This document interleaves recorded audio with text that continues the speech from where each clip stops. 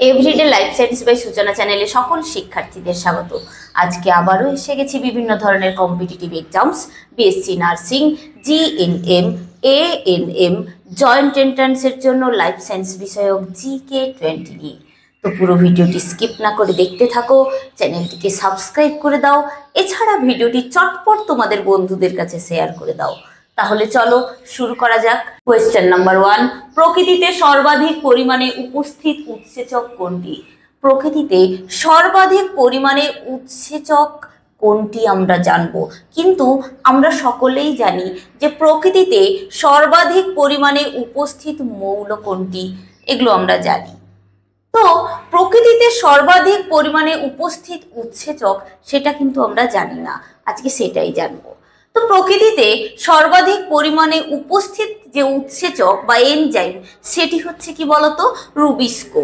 তাহলে প্রকৃতিতে সর্বাধিক পরিমাণে উপস্থিত উৎসেচক হচ্ছে রুবিস্কো। কোয়েশ্চেন নাম্বার 2, সব থেকে প্রাচীনতম পরিচিত উৎসেচকের নাম কি? কোয়েশ্চেনটা কি বললাম? সব থেকে প্রাচীনতম পরিচিত উৎসেচক কোনটি? সব থেকে প্রাচীনতম পরিচিত উৎসেচকের নামই হচ্ছে ডায়াস্টেজ। কি বললাম? ডায়াস্টেজ হচ্ছে সব থেকে প্রাচীনতম পরিচিত একটি উৎসেচক। তাহলে সব থেকে প্রাচীনতম পরিচিত একটি উৎসেচকই হচ্ছে ডায়াস্টেজ। কোয়েশ্চেন নাম্বার 3, সব থেকে ক্ষুদ্রতম উৎসেচকের নাম কি? সব থেকে ক্ষুদ্রতম উদ্ভিদ পড়েছি, সব থেকে ক্ষুদ্রতম প্রাণী পড়েছি, কিন্তু আজকে আমরা জানবো সব থেকে ক্ষুদ্রতম উৎসেচক। সব থেকে ক্ষুদ্রতম উৎসেচক বা এনজাইম হচ্ছে পার অক্সিডেজ। কি বললাম? পার অক্সিডেজ হচ্ছে সব থেকে ক্ষুদ্রতম উৎসেচক। তাহলে পার অক্সিডেজ কি? সব থেকে ক্ষুদ্রতম উৎসেচকের নাম। কোয়েশ্চেন নাম্বার 4, সব থেকে বৃহত্তম উৎসেচকের নাম কি? সব থেকে বৃহত্তম উৎসেচকের নাম কি জানবো। আমরা জেনেছি সব থেকে বৃহত্তম প্রাণীর নাম, সব থেকে বৃহত্তম উদ্ভিদের নাম, সব থেকে বৃহত্তম ব্যাকটেরিয়া, ভাইরাস, এগুলোর নাম আমরা জানি। সাধারণত জিকেতে এগুলোই পড়ানো হয়, কিন্তু আজকে আমি তোমাদেরকে স্পেশালি পড়াবো সব থেকে বৃহত্তম উৎসেচকের নামটা কি। সব থেকে বৃহত্তম উৎসেচকের নামই হচ্ছে ক্যাটালেজ। কি বললাম? ক্যাটালেজ হচ্ছে সব থেকে বৃহত্তম উৎসেচক। কোয়েশ্চেন নাম্বার 5, প্রোটিন বিহীন উৎসেচকের নাম কি? প্রোটিন বিহীন উৎসেচকের নাম জানবো, তাই তো? তো প্রোটিন বিহীন উৎসেচকের নাম কি? প্রোটিন বিহীন উৎসেচক হচ্ছে আরএনএ এনজাইম, বা যাকে আমরা আরেকটি নামে ডাকতে পারি রাইবোজাইম। কি বললাম? রাইবোজাইম। আরএনএ এনজাইম বা আরেকটি নামে ডাকতে পারি রাইবোজাইম। তাহলে আরএনএ এনজাইম বা যার আরেকটি নাম হচ্ছে রাইবোজাইম, এটি হচ্ছে প্রোটিন বিহীন উৎসেচক। কোয়েশ্চেন নাম্বার 6, উৎসেচক কত ডিগ্রি সেন্টিগ্রেড উষ্ণতায় সব থেকে ভালো ক্রিয়া করে? উৎসেচক কত ডিগ্রি সেন্টিগ্রেড উষ্ণতায় সব থেকে ভালো ক্রিয়া করে, অর্থাৎ উৎসেচকের পরম উষ্ণতা, অর্থাৎ উৎসেচকের ক্রিয়ার পরম উষ্ণতাটা কত? উৎসেচকের ক্রিয়ার পরম উষ্ণতা অর্থাৎ উৎসেচক কত ডিগ্রি সেন্টিগ্রেড উষ্ণতায় সব থেকে ভালো ক্রিয়া করে, সেই তাপমাত্রাটা হচ্ছে কত বলতো? 25 থেকে 40 ডিগ্রি সেন্টিগ্রেড তাপমাত্রায় কিন্তু উৎসেচক সব থেকে ভালো ক্রিয়াশীল। কোয়েশ্চেন নাম্বার 7, কো এনজাইম কোথা থেকে উদ্ভূত হয়? কোএনজাইমটা কোথা থেকে উদ্ভূত হয়? কোএনজাইম জেনে রাখো উদ্ভূত হয় ভিটামিনের থেকে। কোথা থেকে? ভিটামিনের থেকে কোএনজাইম উদ্ভূত হয়। কোয়েশ্চেন নাম্বার 8, প্রস্থেটিক গ্রুপ কোথা থেকে উদ্ভূত হয়? প্রস্থেটিক গ্রুপটা কোথা থেকে উদ্ভূত হয়? প্রস্থেটিক গ্রুপটা উদ্ভূত হয়, এটাও জেনে রাখবে, ভিটামিনের থেকে। কোথার থেকে? ভিটামিনের থেকে প্রস্থেটিক গ্রুপ উদ্ভূত হয়। কোয়েশ্চেন নাম্বার 9, কোএনজাইম শিথিলভাবে কার সাথে যুক্ত থাকে?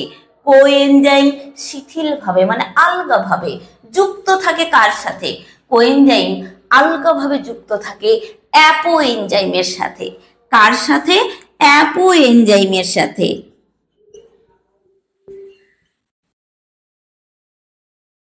কোয়েশ্চেন নাম্বার 10, প্রস্থেটিক গ্রুপ দৃঢ়ভাবে কার সাথে যুক্ত থাকে? প্রস্থেটিক গ্রুপ দৃঢ়ভাবে মানে শক্তভাবে কার সাথে যুক্ত থাকে? প্রস্থেটিক গ্রুপ দৃঢ়ভাবে বা শক্তভাবে যুক্ত থাকে অ্যাপোএনজাইমের সাথে। কার সাথে?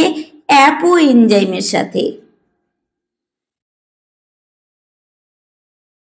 কোয়েশ্চেন নাম্বার 11, কোন উপাদানের স্বল্পতায় এনজাইমের ক্রিয়া হ্রাস পায়? কোন উপাদান রয়েছে যার স্বল্পতায় এনজাইমের ক্রিয়া হ্রাস পায়? সেই উপাদানটি কি বলতো? সেই উপাদানটি হচ্ছে ভিটামিন।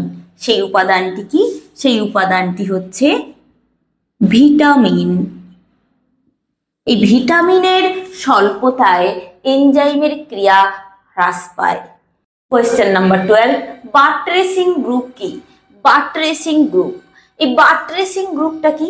বাট্রেসিং গ্রুপ হচ্ছে উৎসেচকের সক্রিয় স্থান, যে অংশে সাবস্ট্রেট আবদ্ধ হয়। আমরা জানি কি সাধারণত উৎসেচক সাবস্ট্রেটের সাথে ক্রিয়া করে, তাহলে বাট্রেসিং গ্রুপ আমরা কাকে বলবো? বাট্রেসিং গ্রুপ আমরা তাকেই বলবো উৎসেচকের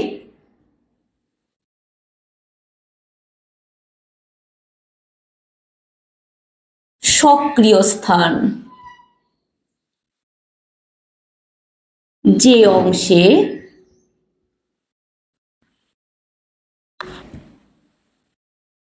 সাবস্ট্রেট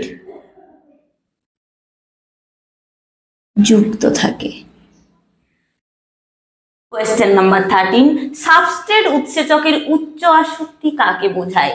সাবস্ট্রেট উৎসেচকের উচ্চ আসক্তি কাকে বোঝায়? সাবস্ট্রেট উৎসেচকের উচ্চ আসক্তি বলতে বোঝায় Km মানের নিম্নমানকে, অর্থাৎ Km এর নিম্নমানকে বলা হয় সাবস্ট্রেট উৎসেচকের উচ্চ আসক্তি।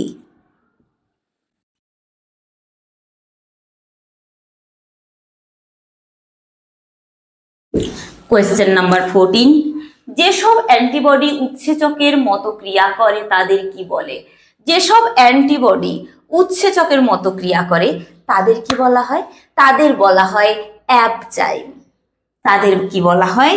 তাদের বলা হয় অ্যাবজাইম।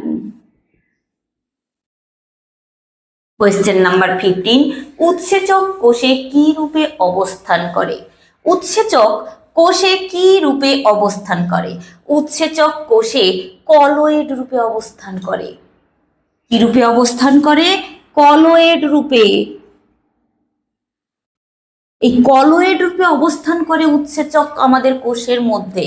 কোয়েশ্চেন নাম্বার 16, স্ট্রাকচারাল প্রোটিন এবং এনজাইমেটিক প্রোটিন উভয় বৈশিষ্ট্য সম্পন্ন প্রোটিন কোনটি?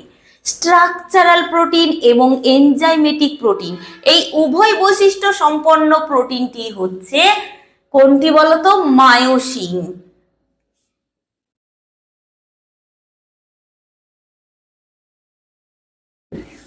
কোয়েশ্চেন নাম্বার 17, উৎসেচকের ক্রিয়া জীববিদ্যার কোন শাখাতে আলোচনা করা হয়? উৎসেচকের ক্রিয়া জীববিদ্যার যে শাখাতে আলোচনা করা হয় তাকে বলা হয় এনজাইমোলজি। তাকে কি বলা হয়? তাকে বলা হয় এনজাইমোলজি। কোয়েশ্চেন নাম্বার 18, অ্যালোজাইম কি? অ্যালোজাইম কি? অ্যালোজাইম হচ্ছে আইডেন্টিক্যাল এনজাইম। কি বললাম? আইডেন্টিক্যাল এনজাইম যা ভিন্ন ভিন্ন জিন থেকে উৎপন্ন হয়। তাহলে অ্যালোজাইম কি? অ্যালোজাইম হচ্ছে আইডেন্টিক্যাল এনজাইম যা ভিন্ন ভিন্ন জিন থেকে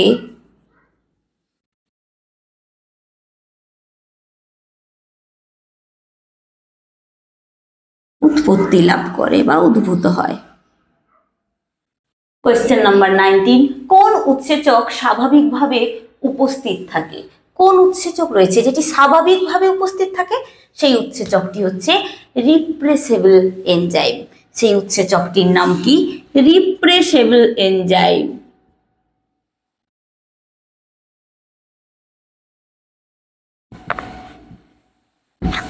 কোয়েশ্চেন নাম্বার 20, কোন উৎসেচক রাসায়নিক পদার্থ বা রাসায়নিক যৌগের উপস্থিতিতে অবদমিত থাকে? কোন উৎসেচক রয়েছে যা রাসায়নিক পদার্থ বা রাসায়নিক যৌগের উপস্থিতিতে অবদমিত থাকে? সেই উৎসেচকটি হচ্ছে রিপ্রেসেবল এনজাইম। সেই উৎসেচকটির নাম কি? রিপ্রেসেবল উৎসেচক বা বলতে পারি রিপ্রেসেবল এনজাইম।